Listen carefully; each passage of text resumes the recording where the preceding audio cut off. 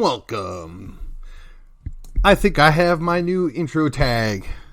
And yes, I am blatantly stealing the general idea from Mark Belling, the awesome radio show host that I got to listen to for many, many years in my home state and city of Milwaukee. So let's try it. Standing up in McKinney. This is According to Callus. What do you think? Hey, comments down below. Give me a thumbs up, share, like it, subscribe, do all that jazz. Let me know if you think that tagline is better. I kind of like it. I've been thinking on it for a week or so, putting it together. Coming up here this week, I'm going to try and make some arrangements to interview the guy that's running against Chris Hill. Not sure how that's going to play out, but I'm going to give the guy a fair hearing, let him say what he wants to say. I won't interrupt him in the answers, I should say. I won't interrupt his answers, but we're going to play that out here. Hopefully this week I'll get some answers. In the meantime, this is episode 256. This is going to be dropping on September the 7th, which is a Wednesday. And what a wonderful day to talk about why the Republicans won't save you. And you may notice there's a theme this week. Yes, the party that I subscribe to, the stupid party, if you will, our party leaders just seem to be more interested in not losing and saving face than getting things done or fighting the good fight. And I'm trying to hold them accountable. I'm trying to force their hand. I'm trying to make them do their job. And if it's too much for them, they should go back home. If it's too difficult for them, then they should retire. If it's too much work, then they shouldn't have the job. They should be fired by their own people.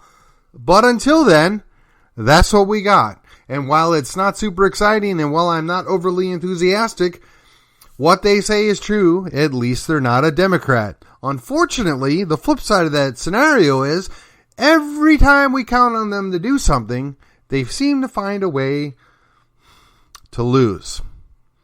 Or as the late great Rush Limbaugh used to say, they would snatch defeat from the jaws of victory.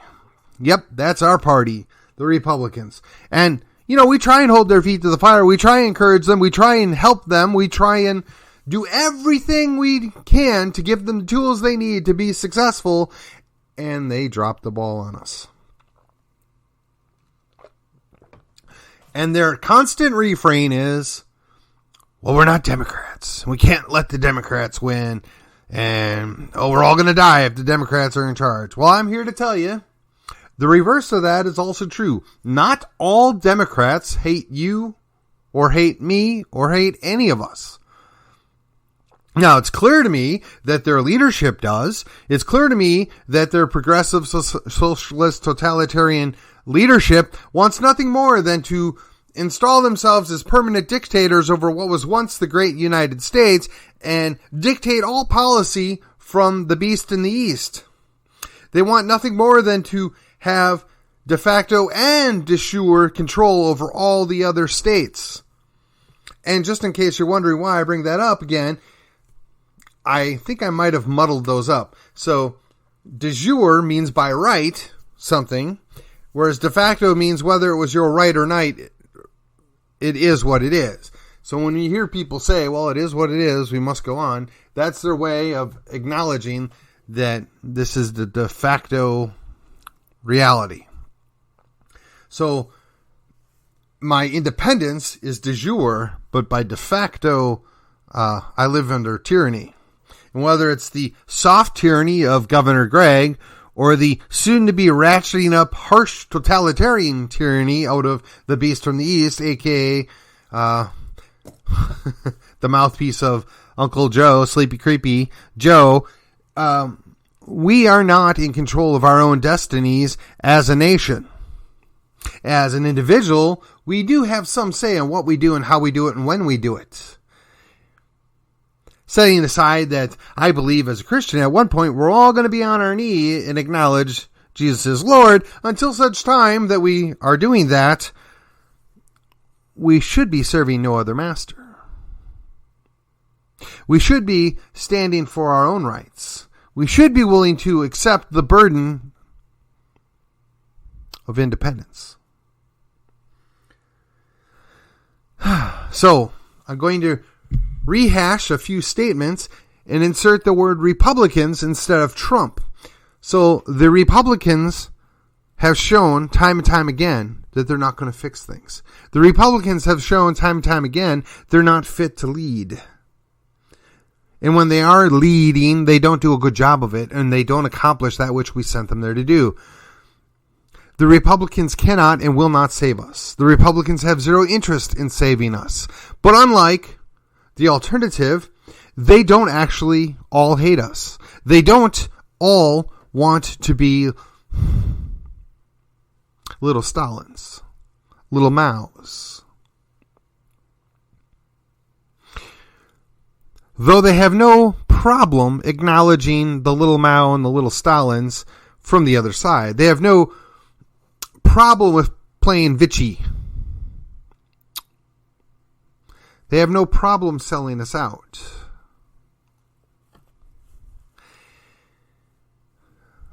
We have a quisling leadership that makes up the majority of the Republican Party. Now in Texas, we're fortunate. We actually have a good chairman. And actually, the last chairman was not awful, and the one before him was, well, not great, and the one before him was pretty good. So we're in good shape now. We have got a solid guy as county chair, or I'm not county chairman, as the state chairman of the state of Texas Republican Party. Now, whether or not he's going to be able to raise the buku bucks that we need to continue on this fight, that still remains to be seen. And while we're on the topic of leadership, in Collin County, we do have a good county chairman. I'm comfortable with calling that man my friend. And I support the vast majority of things that he wants to do and that he's currently working on. And as a Republican, whether or not I'm bound to do that, I will tell you freely of my own will. I go along. I think he's on the right page, and we're moving towards the right direction. That being said, we don't control the majority of our leadership of elected officials. We don't control the elected leadership in the state house or the state senate. We don't control any of it. They are playing their games. They're running their plays. Lieutenant Dan wants to look just conservative enough to fend off any challengers. Lieutenant Dan wants to convince us all that he's a good, solid, conservative Republican that actually cares about our border, yet has done absolutely nothing to secure it. He wants to convince us all that he cares about these things because he likes being lieutenant governor. And why not? It's conceivably and arguably the most powerful elected position in the state of Texas. He just doesn't get the cooler title and the bigger paycheck. But I ask you, why isn't he leaning much harder on the House?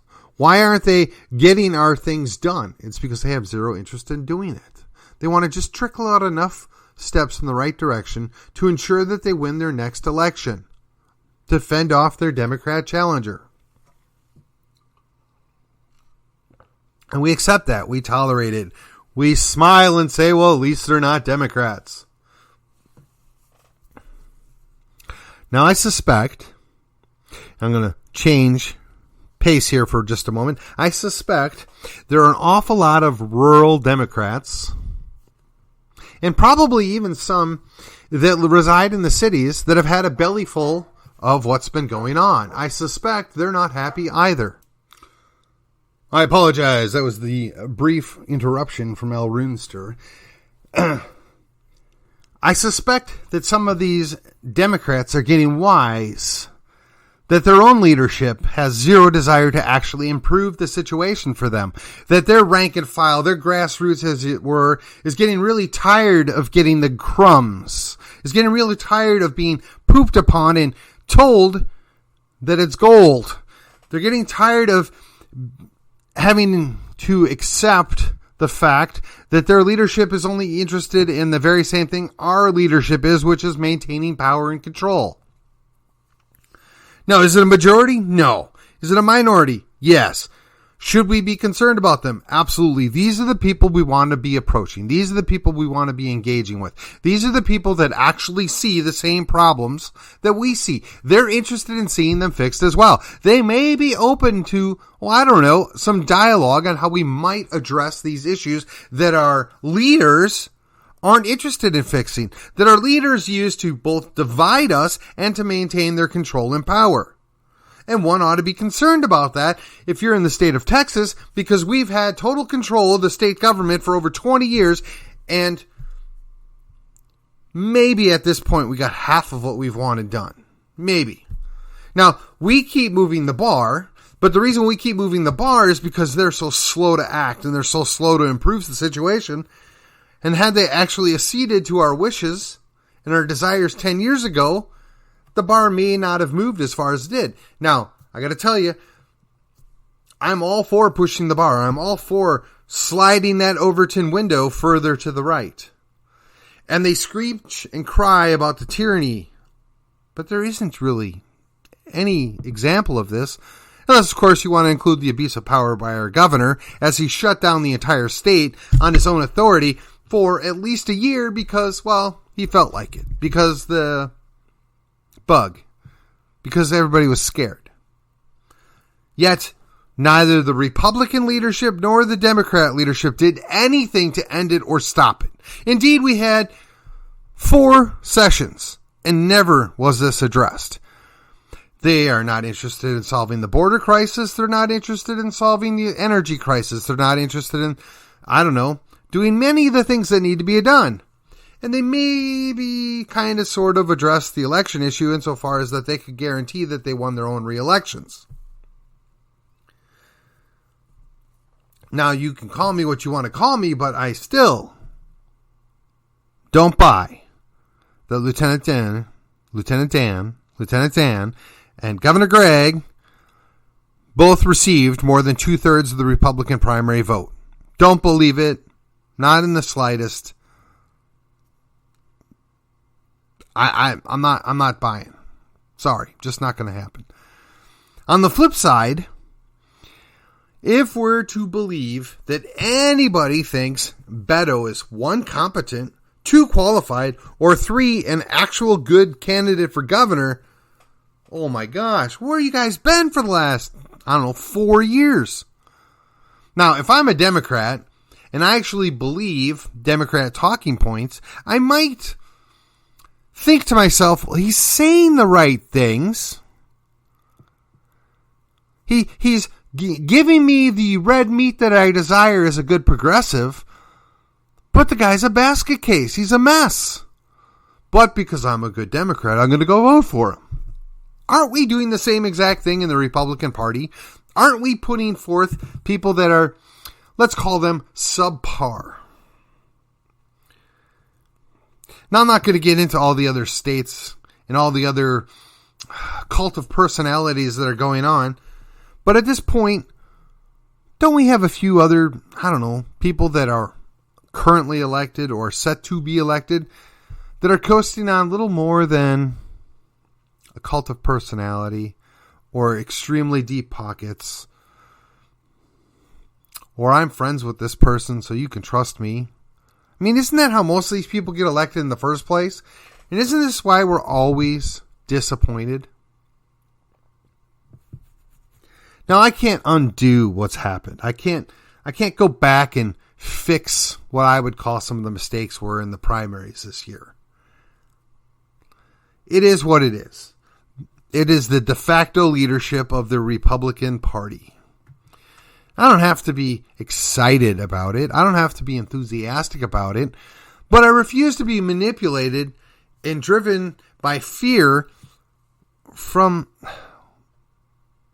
a guy that's not even worthy of having his name on the ballot for governor. And there's other candidates that are equally, I guess I'll use the word terrible, on the Democrat Party side. And I think it's really because, at least for now, there's really no serious challenge coming from the Democrats. They don't really think they're going to win any race. So they don't really care who runs as long as they have somebody to run. And that's both good and bad. That's good that they're convinced they can't win, but it's bad in that it continues to reinforce the Republican complacency. The conservatives, this time around are in a full panic because, well, some of these races are going to be closer than we like. Yeah, okay. In my responses, you've been putting your children and your grandchildren in government indoctrination camps for 40 years. What did you expect? We've been importing businesses from the left coast for at least 30 years. What did we expect? We have open borders for the better part of 20 years, where we're importing people from a third world country at an alarming rate, and not even talking about all the other states that are coming here and all the OTMs.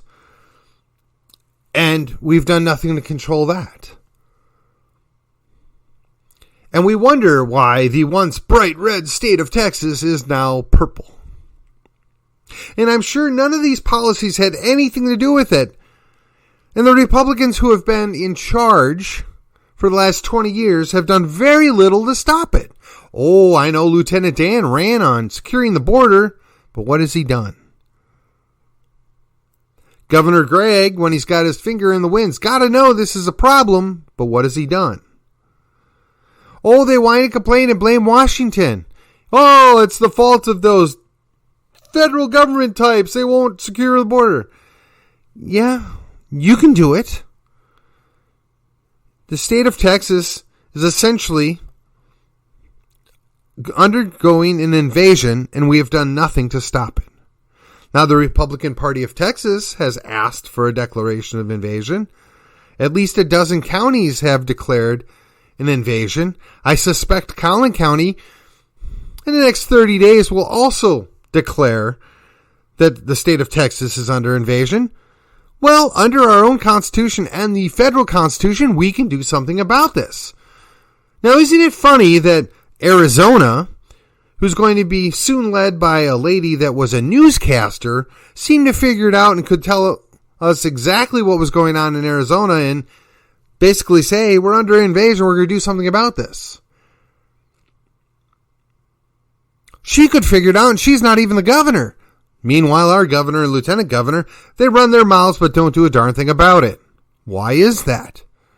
Because the Republicans have no interest in actually doing anything other than staying in power. They're not going to save you. Now, there are a few Democrats, particularly out on the border counties, that are progressive. But even they know this is a giant problem. Even they know that this is unsustainable. And they have mixed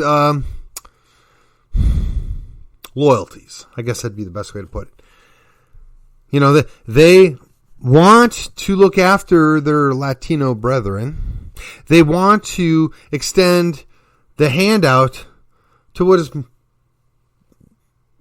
a tough situation. If I lived in the third world, I'd want out too. I get it. I really do. But if we're to believe some of the things we've heard in the last couple of years, the cartels are all over our country doing whatever in the world they want, and we don't stop them. And whether or not we ever secure the border, I don't think there's an interest in stopping them.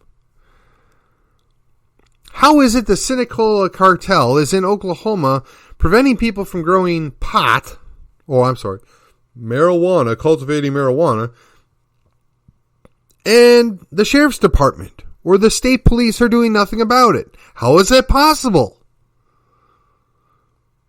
Now, we could say that it's because they're bought off like the Mexican government.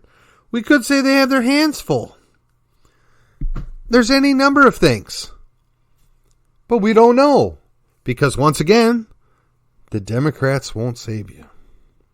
The Republicans won't save you. It's on us. It's on we the people. We're going to have to do it ourselves.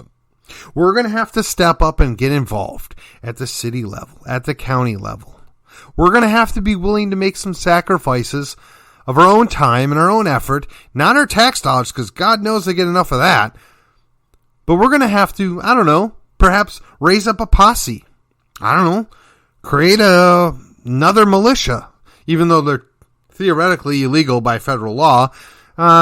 Yeah, pretty sure that federal law doesn't get to dictate what a state militia does or doesn't do. But be that as it may, if we're not going to defend our own border, then we can't complain about it either. We know the Democrats aren't going to do it, and now we see the Republicans aren't going to do it. And quite frankly, the federal government is enjoying watching what's happening. They have a vested interest in destroying Texas. We have to be willing to do it. Now, I don't know who, what, when, and where, why, and how, but I'm open to any and all suggestions. You can make your comments below after this episode. I suspect there are any number of people that have lots of ideas how it could be done. The only issue is they're going to need some cover. They're going to need a sheriff willing to put his butt on the line. They're going to need the governor, I don't know, to act like the governor. They're going to need a lieutenant governor to lead. They're going to need some state reps to say, well, we're going to put aside our differences on the R and the D thing and realize that we're in crisis mode out in West Texas and South Texas. We need to deal with this problem now. We're going to need some of these sheriffs to say, well, you know, it's all well and good that we're catching this methanol and we're defeating some of the human trafficking, but we don't know what we're all missing. But if we would just shut the border down, we could get most of this under control. I don't know. It's just a thought. And I know it's real easy for me to say in the comfort of Collin County,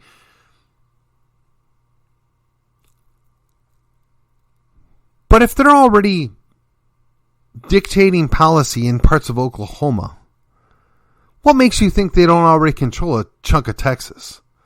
And I'd like to know just what in the devil our leadership's been doing that a cartel is running part of Texas. I'm sorry. You can call that corruption, but I call that invasion. I call that subversion. I call that sedition.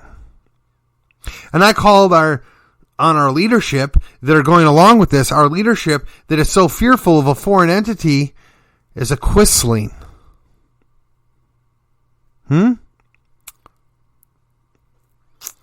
Perhaps they're content to turn over their state to a foreign power.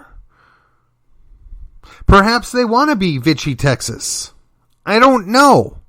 But what I'm really concerned about is the fact that I have lots of friends, I have relatives, I have political allies that actually think the Republicans in power are actually going to do something about this.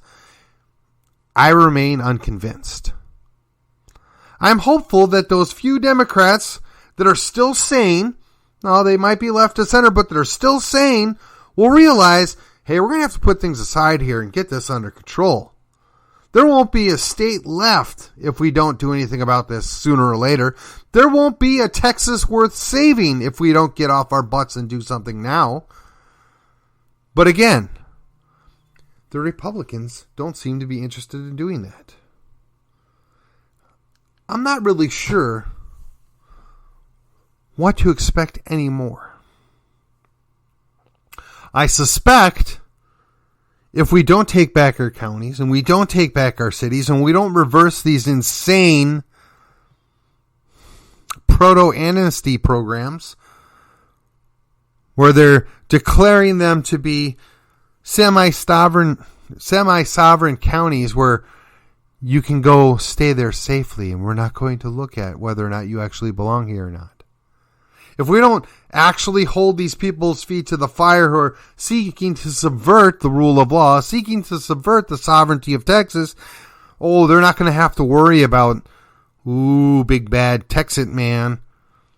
No, they're going to have to worry about some things that are far worse. Different cartel leaders, different bosses, different mafiosos from south of the border. They're going to come here and start dictating the terms. You think it's going to be bad if Texas declares its independence. What do you think it's going to be when the cartel thinks that they own 30 counties? Because you did nothing. Now maybe we have to declare Texas to get proper leadership in Austin that's going to do something about it.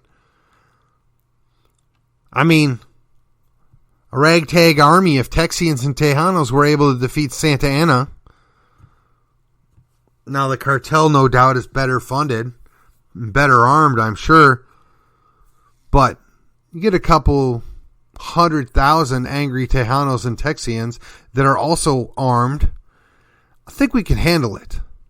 I think we can beat them back down. I think we could chase them out of Texas. I think we could chase them out of the United States. It's just a question of whether we're willing to do the job. It's a question of whether or not the feds will get out of the way and let us do what needs to be done. Or perhaps if they would just do their job instead of messing around in other countries that, quite frankly, did nothing to us. Again, the Republicans aren't going to save you. They won't save Texas, and they won't save these United States. Not until they have no other choice. And, again, not all the Democrats hate you. There are still some sane people with D's after their names that love their country. They might be a little misguided. They might see things a little differently. But even they know that there's a serious problem here, and we have to put aside this differences we have and deal with the problems firsthand, up front, aggressively, or there won't be a country left to bicker over.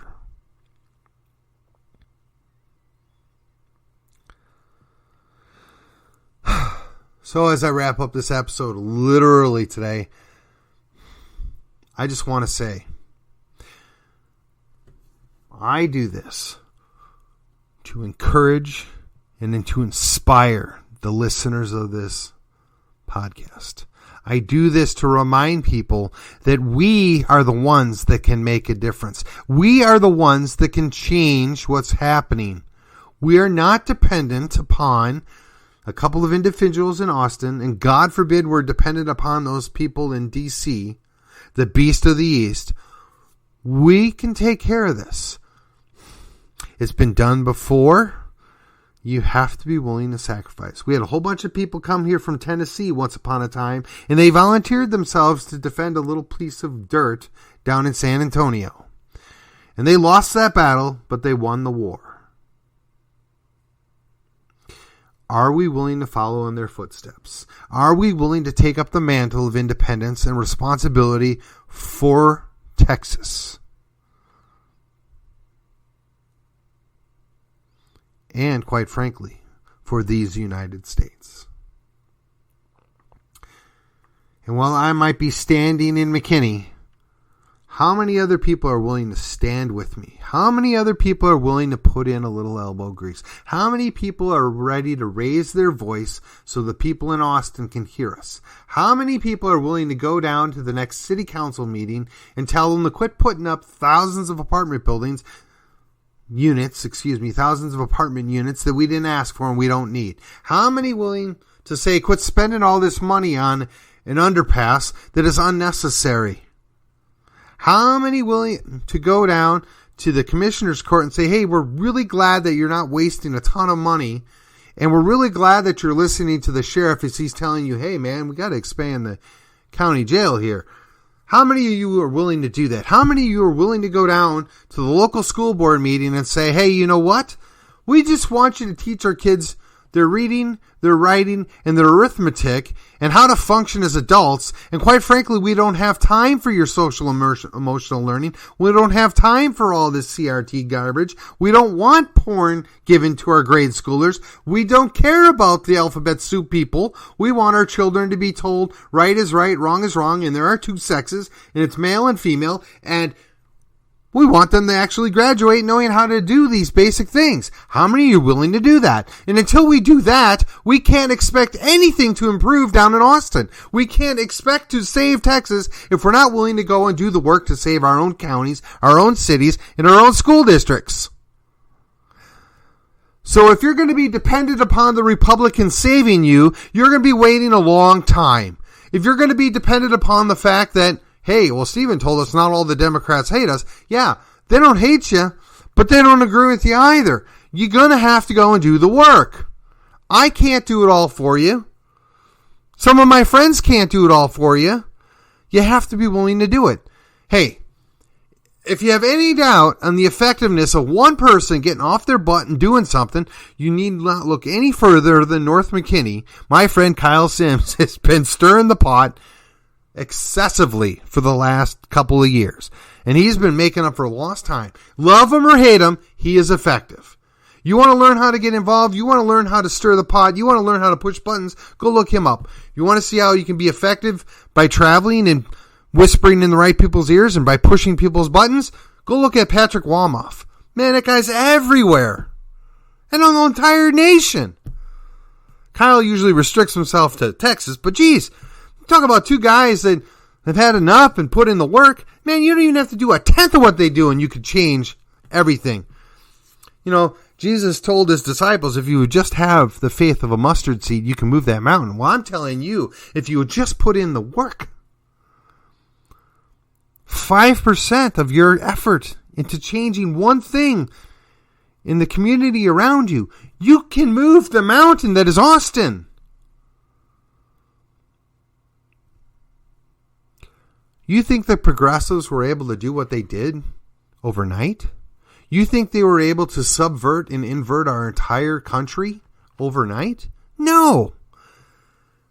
They've been strategically working to chip away at the very foundations of all that made America special.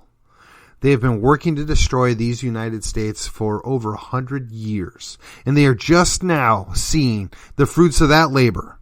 And we can still effectively fight back.